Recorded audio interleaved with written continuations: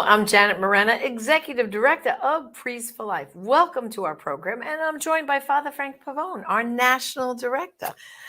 Exciting times, Father, right? I mean, abortion is in the news. Every minute we wake up, we hear lead story, more That's about right. abortion That's right. because of this leaked document from Justice Alito that looks like could overturn Roe v. Wade, right? That's right. Well, this is a draft of an opinion that does exactly that, and we are analyzing this opinion, friends. That if it becomes official, in fact, reverses Roe v. Wade and Planned Parenthood versus Casey, these decisions, Janet, that just ushered in a holocaust of American children since the time of Roe. 63.5 million babies have been slaughtered by abortion. Right. So from the Supreme Court, of course, the question is, does this have anything to do with the Constitution? And we're analyzing just as Alito's answer to that question, which is no. Has nothing to do with the Constitution. Well, and when you think about this beautiful Constitution of ours and our founding fathers, in the research for my book, Father, Everything You Need to Know About Abortion for Teens, I went back and researched abortion. When was it legal or illegal here in America? And what I found in colonial days, some of the colonies allowed for abortion till quickening, till the mom felt the baby stir, and other of the colonies banned abortion altogether. Well, the reason why the history is important is because if you ask, is something a constitutional right, you have to look at a couple of different things. First, you have to look at the Constitution itself. Right. Is it in the text? Is it mentioned anywhere in the text? If you have a case, for example, about the right to bear arms, right, or about freedom of speech, it's in the Constitution. It's here. It's in the text. You well, can and that's read the point it. I was making, Father, about and the this colonies. Is right. that it was in the founding fathers' minds. Obviously, if some colonies had it legal and some had it illegal, if they thought there was a constitutional right to abortion, they would have put it in. Well, there was no, because if it's not in the text, then you have to look at the history. Right. Is something deeply rooted in the history and traditions of our country. For example, the right to get married, the right to travel. It's not in the Constitution explicitly, but it's in the history and traditions of the country without a doubt, right? Without any doubt. So there are certain rights that are mentioned. Of course, we have the Bill of Rights. Okay, so the first 8 amendments give us explicit rights. And then the 9th Amendment says, just because we don't mention a right here in the Constitution, it doesn't mean that the people don't have certain rights. They're unenumerated. In other words, they're not listed here. But how do you, again, identify a constitutional right that's unenumerated? Again, you got to look at the history. Roe v. Wade looked at the history, but got it wrong. They were quoting one pro-abortion attorney for the history and not consulting any other historians. Bad job. Justice Alito looks at the history in great depth and shows that in the colonies, I mean, we inherited the common law from Great Britain. The common law considered abortion wrong. Right. Now, codifying it in a statute, that's a different process.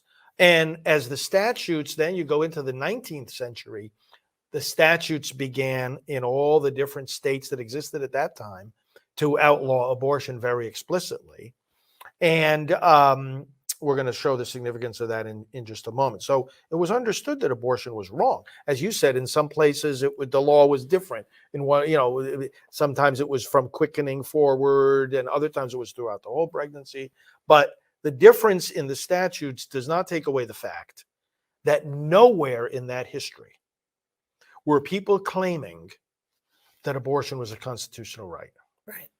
And that's the key point. And that you could kill a baby to birth, which is what the current atmosphere is. It's crazy. It's crazy. Okay. It's so ridiculous. Now, so Justice Alito begins by asking, well, what standard do we have to determine if the Constitution protects a particular right? And here it's important to understand the role of the 14th Amendment. The 14th Amendment talks about our basic rights. That's where you read, no state may deprive someone of life, liberty, or property without due process of law, right? Okay. So what people have to understand is If you go back to the Fifth Amendment, it also talks about not being deprived of life, liberty, and property. But that's talking about what the federal government may or may not do. That's the Fifth Amendment. When it comes to the 14th Amendment, it applies it to the states. So, because remember, we have our state governments and our state courts and our state lawmakers, right? And then we have the federal. So it's a two-tiered system. The 14th Amendment incorporates to the states these basic rights that people have in the Constitution, so that the states may not deprive people of these basic rights. And this is where, because it talks about liberty, you may not think about it this way: the state may not deprive a person of liberty without due process of law. This is where the other side tries to say, oh, well, there's a right to an abortion somewhere in there. Doesn't say it. The history doesn't support it, but this is what they tried to say. And Justice Alito takes a good look at that. And he says, well, wait a second. In Roe v. Wade, they were talking more about privacy. Privacy. Okay. Privacy is not in the Constitution either. Right. So now they're taking one concept that's not there and drawing from it another concept that's not there. Got to be careful doing that. You got to be very careful. Well, in Roe they said something about the abortion decision had to be between the woman and her doctor? Yes. The Roe v. Wade itself says that the right is not absolute. The other side needs to take a good listen to that today, because they're saying it is absolute. They're saying it's absolute, but Roe v. But this idea that you can just decide to have an abortion at any time for any reason just because you decide, Roe v. Wade itself said, no, we don't agree with that. No. We don't agree with that, because they recognize that the state does have an interest in preserving the life inside and the health of the mother and the medical profession. In fact, Roe v. Wade makes it more of a medical decision, right, between the woman and her doctor, than just an autonomy decision. And what happens today, Father, is these women are having abortions without consulting their own physician. No, their own physician had nothing to do with it. Has nothing to do with it. Right. They don't even see a doctor until they're on the table, ready for the procedure to begin. And many times in some states like California, it doesn't even have to be a medical doctor who's performing the abortion. Right. So it's totally so against what Roe v. Wade said was supposed to be. Yeah. So Justice Alito points out, the court has been very, very careful about identifying rights that are not mentioned in the Constitution. And he gives some important examples. First of all, in 1997, there was a decision called Glucksberg. And that was the question of, is there a right to assisted suicide in the Constitution? And the court actually said no. Again, the words aren't there. But what the court said in the case was, it's not deeply rooted in the history and traditions of the country. Right. So if you're not seeing it there in the Constitution, and you're not seeing it deeply rooted in our history and tradition, don't try to come to us and say it's a constitutional right. Okay. It's not so now, how does abortion figure in that whole thing too? Well, again, look at how the 14th Amendment has been interpreted. There's another case that came up here called the Lochner case. Now, this was from New York, was decided back in 1905. And later it was reversed. And what the Lochner decision said, again, it was going into these unenumerated rights in the 14th Amendment. And this one was talking about a right to contract. So there was an employer who was having an employee work more than 60 hours a week, even though the law in New York said 60-hour a week was the limit for a work week. So the question became, does that employer and employee, do they have a right of contract where they can basically agree on a working arrangement that surpasses what the law says is the limit to the working hours of the week? The court struck down the law because they said they recognized this right of contract. Well, where in the Constitution is the right of contract? So it's emanating there from the 14th Amendment, from the liberty, and the substantive due process, as they call it. Well, later on, some decades later, the court said, wait a minute, we got to be careful. There was another case that came out of California, And this one had to do with minimum wage. So there was a woman who was in employment and she was getting less than the minimum wage. And so she sued. And again, the idea was, well, there's a right of contract. The employer was trying to say, there's a right of contract where I can make it whatever I want it to be. I have this liberty interest. Court said, no, follow the law. So the court has corrected itself.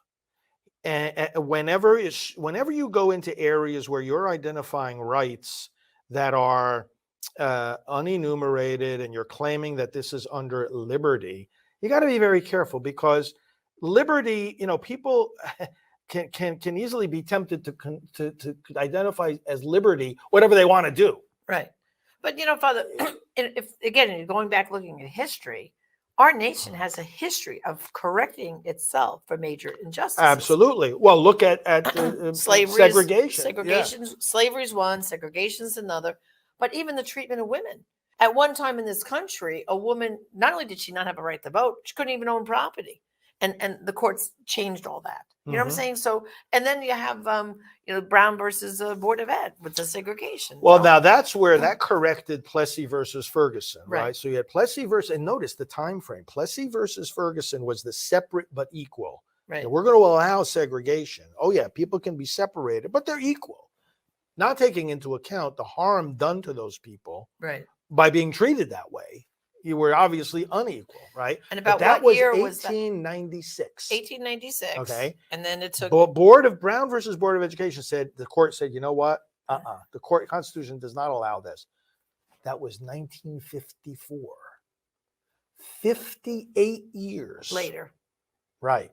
It took How that long has it been with Roe? 49, 49, almost 50. 50. So I have been saying this over the years, right, over the decades actually of my talks with Priests for Life. I've been saying we are well within the window of social reform for major Supreme Court decisions on major issues to be reversed. We are well within the window. Right. That took 58 years. We're not even at 50 yet. Right. Roe. We're almost, but not. So Justice Alito goes into the history here and says, look, be careful about these substantive due process, unenumerated rights, that you're going to draw because you're going to reason to them, because the Constitution says liberty. Liberty can, be a treacherous thing to interpret. Let me just go into a couple of other points he makes. So right. You see how the other side focuses in on the 14th Amendment. Okay, you understand a little bit more why they do that. They keep focusing in on it. But by the time, this was another big argument, both in the briefs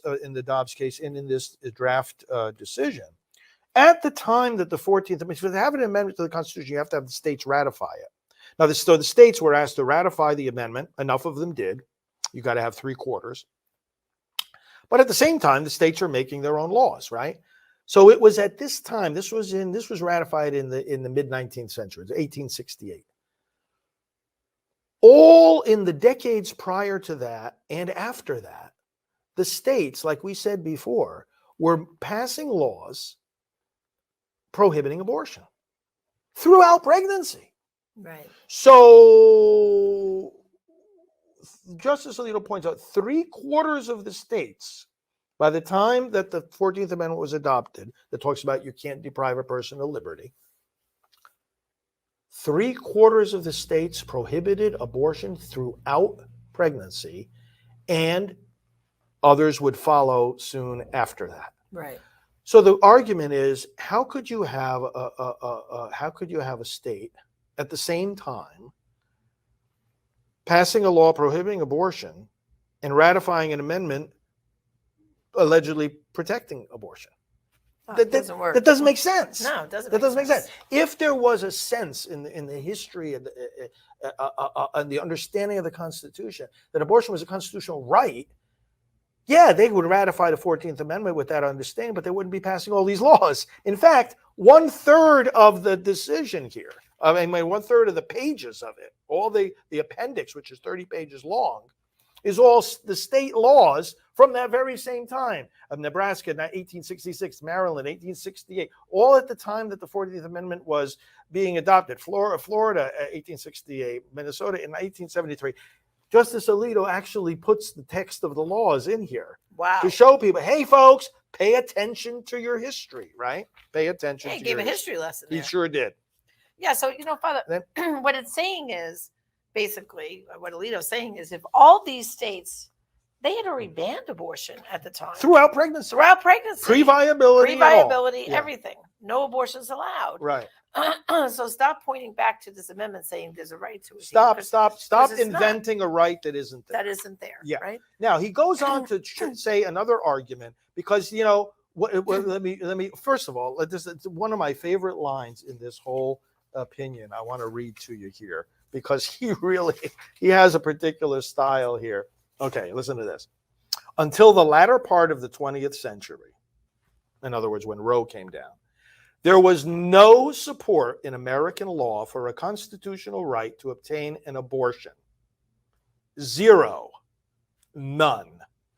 Look at the way he says it. Zero. Oh, zero. None. Zero, period. He says it. None, period. Right. No state He's constitutional provision has recognized such a right. Right. He makes it so like that's zero, it. none. None. It's like, hey folks, you're making it up, So then he goes on to say, look, he says respondents and their amici, okay, we talked about before, the friends of the court, have no persuasive answer to this historical evidence. Okay. But then he goes on to say, you know what? They also say that it doesn't really matter. They don't care that there's all this historical evidence because they say that the right to abortion is entrenched in these larger rights, and we already talked about misusing the term about liberty. But They said, well, the court has upheld so many other rights, regarding marriage, regarding contraception, regarding sexuality, privacy. Doesn't these precedents? Okay, it's not in the history, but what about the precedents of the court that have allowed all these other things? And Justice Alito answers this very well by quoting Roe and Casey themselves. Again, they look at abortion and they say, you know what? Let me read what the phrase is. And I did a whole episode on this, by the way, the other day. Abortion is inherently different from all these other actions and privacies and everything. Roe said this. Abortion is, quote, inherently different. Okay, so that's Roe. That was 73, right? 7 years later, the Supreme Court issued a decision called Harris versus Mcrae. That was about the Hyde Amendment. So the Hyde Amendment had passed in a few years before that. It was challenged, of course, by the pro-aborts. And the question before the court was if the government declares a certain activity to be constitutionally protected, does that mean they have to pay for it? Is it constitutional for them to decide not to pay for it? Because that's what the Hyde Amendment does, right? It says Medicaid money will not be used for abortion. The court ruled, yes, it's constitutional. They don't have to pay for it if they say it's constitutional activity. At the same time, Congress was paying for other medical procedures that were medically necessary and not abortions. So it's like, okay, what's the difference? And that's where Harris versus Mcrae said abortion is different. It's unique because only abortion, unlike these other medical procedures, involves the purposeful termination of a life. Right. That makes it unique. Well, abortion, actually, the body is doing what it's supposed to be doing. Right. Growing and nurturing this unborn child. What abortion does, it comes in and introduces a medical procedure that stops what's Well, usually normal. a medical procedure does the opposite. It helps the body do what it's supposed it does to, what a it's trying to do. Yeah. Correction. The blood is trying to go through the arteries, but Right. they're clogged. Right. Yeah. So they got to medicine- unclog it. Yeah, right. This is a direct killing. This is of the baby. opposite. It's opposite. It's a unique act. The court said it in Roe. The court said it in Harris v. Mcrae. The court said it in Casey. The Casey decision says abortion is, quote, a unique act. So Justice Alito uses this to argue two things. Number one, when the court acknowledges our privacy rights in all kinds of other areas of human life, including sexuality, procreation, marriage, those rights do not argue for a right to abortion.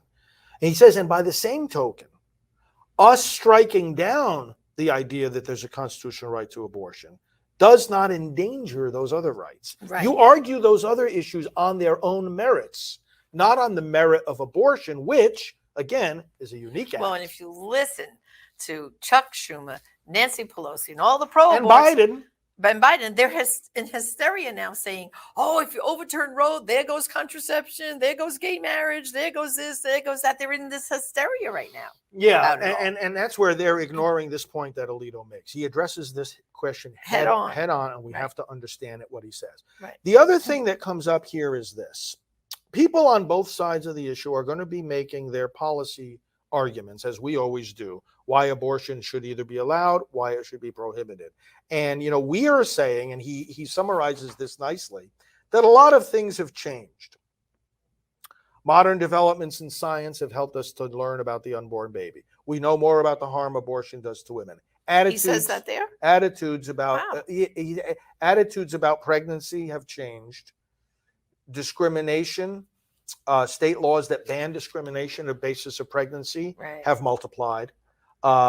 Leave for pregnancy and childbirth are guaranteed by law in many cases. Insurance and government assistance are available more now for medical care associated with pregnancy. Safe haven laws have been passed. All of this changes the landscape from the time of Roe and even Casey to make it more favorable for pregnant moms, right, to continue with their pregnancy. Because Roe said, oh, you're going to unleash on them a distressful life.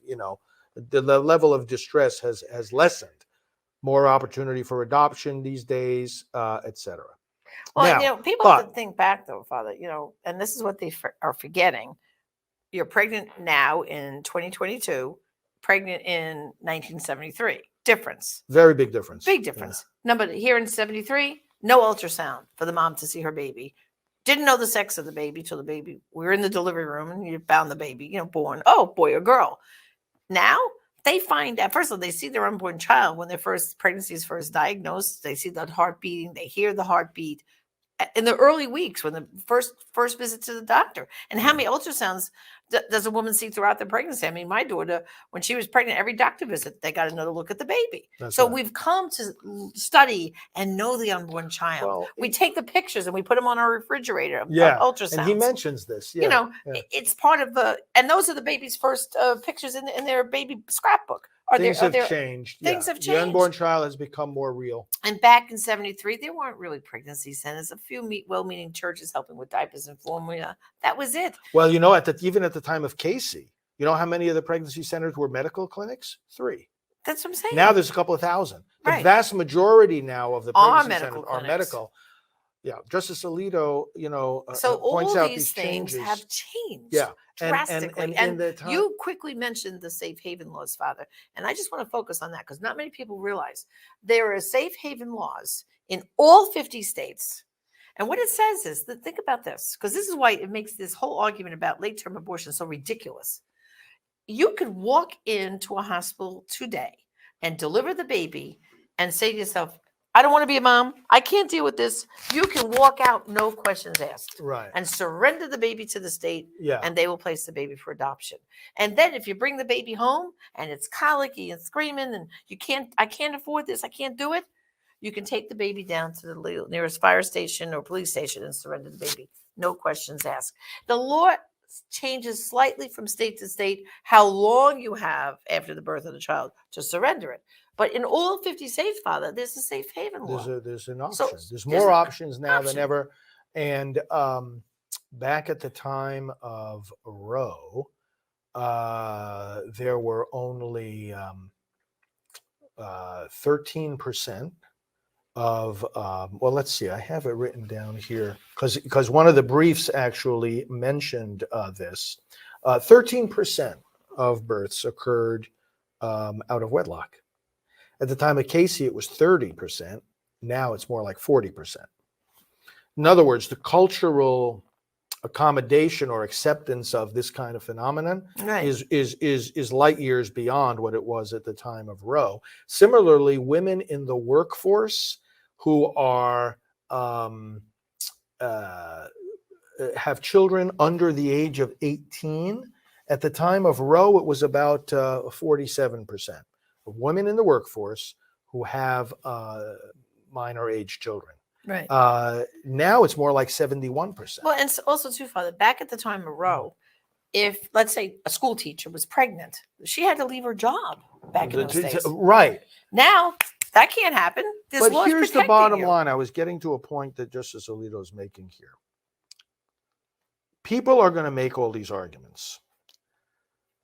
And those on the other side will make their arguments as to why abortion should remain legal despite all these changes, right? Because they'll say, "Oh, well, there's changes, that argue for the freedom to be able to abort these children." Let me read a sentence here that's the bottom line in all of this.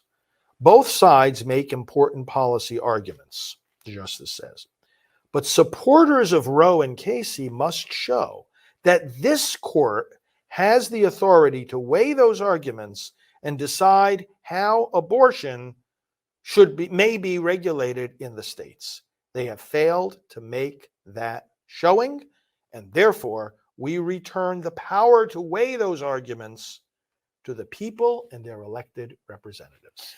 And the bottom line is, Father, what he's saying basically is the judicial branch of government will be the judicial branch of government. We will not overstep and become legislators. Exactly. We're going to pass it back to the states and to the federal government, meaning the House and the Senate in the federal level, and in every state, the state legislators will make the laws, which actually goes back to colonial days, that the people living in that colony or in the state make the laws. They elect the representatives that they want to uphold the principles they believe in. Yeah, that's how it's always been handled. That's how his decision starts, by saying it's always been handled that way. Let's go back to doing it that way. So right now we're in a waiting game, Father. Yeah. We know, each week some more decisions come out. We don't know what day is going to happen. But right now, I think we have to be in a very prayerful mood. We have to pray for the justices and their families. I think the attacks going on their families at their residences is terrible. So we have to pray for them. And we have to be informed, because right now, as pro-life people, we are in a very unique position. The subject is being discussed. Yes. And so you have to really inform yourself so you can come out with good, articulate arguments so that you can correct people's thinking. The other side is trying to make it sound, Roe v. Wade, women can't get an abortion. I always say, calm down. You can still get abortion in plenty of places all over the country. So stop whining and complaining. Well, and if you want your state to preserve that law or even expand it, make your case. Right. Persuade your legislators that this is a good thing. But if people want talking points, Father, I have to point out my brand new book, Everything You Need to Know About Abortion for Teens. I should have put a thing here that said, and it's for adults too. And I do have in here a chapter that I show them how to turn the tables on the other side, how to pose questions back to them, and then also how to defend back what they point at you. So this is a great resource right now with this argument going on. And of course, in the middle, Father, look what I do. I show pictures, a little baby book of that unborn child starting 7 weeks. Starting at 7 weeks. And this book is available at abortionandteens.com. This could be like a handbook, because I go through the history of Roe and Doe, of how we got abortion in this country with Roe. But then I show them why it's always bad for the baby, but always bad for the mother too. That's what they need to know. And in this book, with sound scientific and medical evidence, I show, even in cases of life of the mother fetal anomaly, we never have to do an abortion. There's our answers medically to solve that without killing the child. And so I really recommend this, abortionandteens.com. And it's gotten some great endorsements, including for the young people, Kristen Hawkins from Student Life for America, and of course, Bishop Joseph Strickland, and many others. So I hope you can get your copy. Abortion, everything you need to know about abortion, because it's in the conversation. I got stopped at church Sunday, people asking me questions. Yeah. Because I'm loving it, because, Father, how many years have we said, boy, I wish we could hear abortion in the news, and now it's every single day. So we have it's like the door has been flung open. Educate, educate, educate is what I think we have to do. And if they want to keep abreast of what's going on, SupremeCourtVictory.com. Just go to that web page and we'll give them the news as it happens. And brothers and sisters, the minute that decision is announced, we will be back on live to give you the update. So thank you for joining us today. This is Janet Morena, Executive Director of Priest for Life, joined by Father Frank Pavone. God bless.